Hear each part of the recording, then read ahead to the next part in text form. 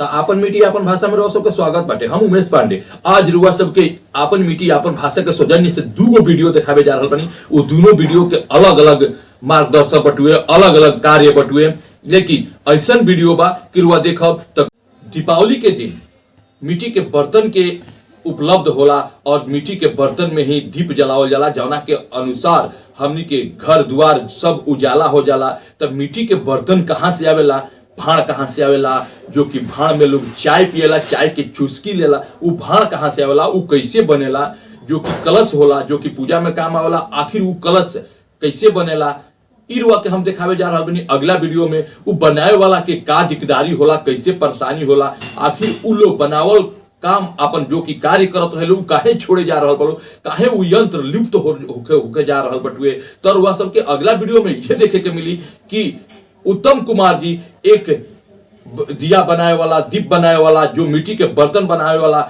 जो कारीगर से बात कर रहा बड़न। तो रुआ के बता दिया चाहतनी कि 2000 के बाद अभी तक हमरा उम्मीद बटुए, हमार दवा बटुए आपन मिट्टी आपन भाषा के कि ओकरा बाद के नौजवान ई यंत्र के हमरा जहां से उम्मीद बा कि ना देख पौले हुई हन। तो आपन मिट्टी आपन भाषा के द्वारा रुआ सबके उ यंत्र के दिखावे जा रहा बनी जो कि मिट्टी के बर्तन बनावे में सहयोग करेला, वही यंत्र के द्वारा मिट्टी के बर्तन बनावल जाला। तो आई रुआ के दिखा रहा बनी अगला वीडियो में कि कैसे मिट्टी के बर्तन तैयार होला और बनाए वाला के का परेशानी होला, का कठिनाई होला, और कैसे वो लोग झेल रहा बालो, कहाँ बन रहा बटे, कौना पंचायत में बटुए, कौना गांव में बटुए। तो ई रुआ के हम दिखावे खातिर चल बनी अगला रिपोर्ट में। और अगला रिपोर्ट में देखी कि मिट्टी के बर्तन बनाए वाला यंत्र के।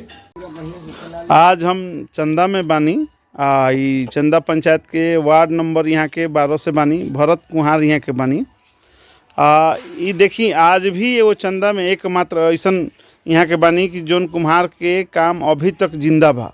ना तो पूरा पंचायत या पूरा क्षेत्र में हमरा नहीं लागत कि कहीं भी हो सकेला एक दूगो कोई और होखे, लेकिन और कोई चंदा में तो कोई नहीं लौकत कि हाँ चंदा पंचायत में पूरा कोई नहीं लौकत कि कुम्हार के जोन काम अभी भी करत होकस। ई काम देख के बहुत दिल खुश भइल बा कि इहो एगो बहुत बड़ उद्योग बा। और सरकार ए पर ध्यान तनी दी, हम लोग के कोनो राशि तरी अनुदान अगर मिलो सरकार के द्वारा लाख रुपया भी मिल जाओ तो ई जोन चीज़ बा ई कहीं ना कहीं आगे संरक्षित रही, ना तो इहों के विवश होकर काम छोड़ देम काल गिले। देखी दीपावली की दिया बनता, काफ़ी बढ़िया मतलब लागता। यहाँ से आज हम बात करावतनी कि का समस्या यहाँ के बा। हाँ बोली रुआ अपन समस्या बताई तनी, का ई भांड बनावे में का समस्या के भांड बनावे में पहला समस्या मिट्टी के समस्या बा। मेहनत तो आपन बा लेकिन मिट्टी आपन नहीं। मिट्टी यहाँ के मिले में काफ़ी परेशानी होता।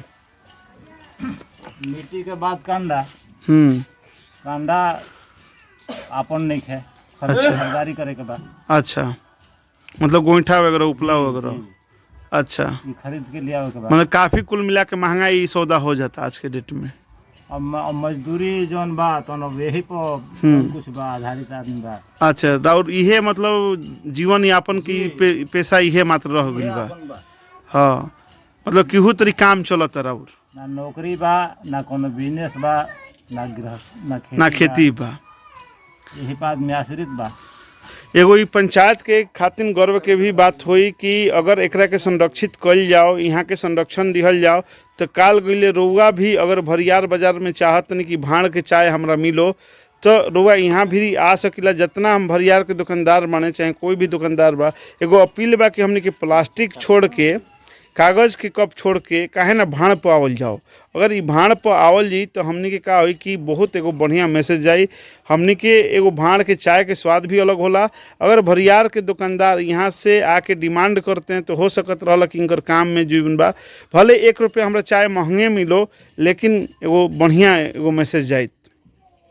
तो हम इहे भरियार के दुकानदार से अपील करम, चाहे कहीं के दुकानदार अपन पंचायत के अपील करम कि यहाँ के भरत कुहार बानी, चंदा से बानी, वार्ड नंबर 12 से बानी यहाँ के। तो रुआ आके कोई से अगर पूछम। अगला वीडियो रुआ के दिखावे जा रहा बनी जो कि 300 बरिस पहले से एक ही परिवार एक ही कार्य के करत आ गइल बटुए, अभी भी कर रहल बा। अभी 80% ए पंचायत के आदमी होइहन जौन की ओ मिठाई के स्वाद चख चुकल होइहन, ओ स्वाद ले चुकल होइहन, तरुआ के ऊ दिखा रहल बनी, ओ परिवार के दिखा रहल बनी जौन की 300 साल पहले से वही कार्य के करत आ गइल बा लोग, आज भी कर रहल बा लोग। 3 पीढ़ी यही कार्य में ये लोग के बीत चुकल बटुए बा लोग। त ई चंदा से दिखा रहल बनी उत्तम कुमार के रिपोर्ट। त देखी रिपोर्ट। देखी हम आज बानी चना में रुआ के हम श्री राम शाह चाचा के यहाँ बानी।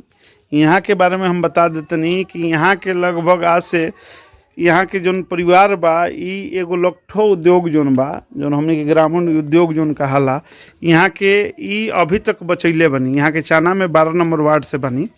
हम क्षेत्र के पूरा अपन क्षेत्र के बतावत नहीं कि 12 इहे मतलब ये बहुत पुराना याद हुई कि एनहू दुकान रहत रहल ई काफ़ी।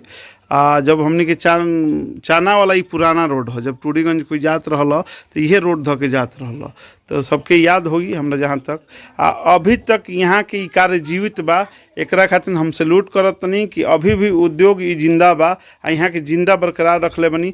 हमरा लागत है कि ई कब से काम चलत है, ई कब पूर्वजन से मतलब कितना दिन हो गई सब तीसरा पुहत मतलब लगभग 300 साल 300 साल से देखी ई कैसे काम होला। ई खुरमा के काम जेकरा कुटकी शायद कहल जाला ना, ई जोन बा देखी कैसे कर निर्माण होला। रुआ के देखावत नहीं कितना मेहनत बा, एगो उद्योग बा ई। एकरा पर संरक्षण के जरूरत बा, काहे कि ई सब चीज़ जोन बढ़ी तो एले का हो कि रोजगार बढ़ेला लोगन के। ई देखी दादी जी बानी अभी भी यहाँ के कुशल बानी, के तरी एको गो चीज़ छोड़ा के अलग करतनी आ के तरी यहाँ देखी आज भी गैस के प्रयोग नहीं के। खुशी के बात बा कि एकर जोन स्वाद हुई अलग हुई आ गैस के स्वाद जोन हुई अलग हुई। एकदम धीमे आंच पर बनता, काफ़ी बढ़िया से यहाँ लखठो भी बनेला। ई हम कहम कि यहाँ के रोजगार के वाकई में बढ़ावे के होखे तो कोई भी जे भरियार बाजार के जे दुकानदार बने वो कृष्णावरम से लखठो आ कुटकी ना लेके एजा से लेस, काहे कि ये लेका हुई कि आपन क्षेत्र के विकास हमने करम जा। यहाँ के भी उतने दाम पर देम जहाँ जितना कृष्णावरम मिलता है। एले का हो कि काफ़ी बढ़िया रही। हम कहम कि एजे से जे बा जेकरा आम जनता के भी चाही कि ताज़ा ताज़ा लखठो आ खुरमा चाही तो यहाँ से सीधे संपर्क कर सकेला। यहाँ के 12 नंबर वार्ड में बानी, कोई से नाम पूछम यहाँ के तो कोई बता दी। हम उम्मीद करम कि ई सब चीज़ के बढ़ावा देवे के चाही।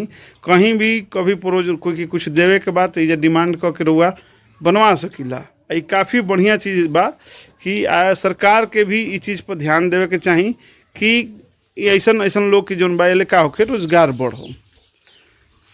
और अपन समस्या कुछ बताएं कि मान ली कि अभी भी रोज सरकार को से कुछ योजना मिलेला कि ना मिला, अभी भी आवास वास वगैरह कुछ नहीं मिला।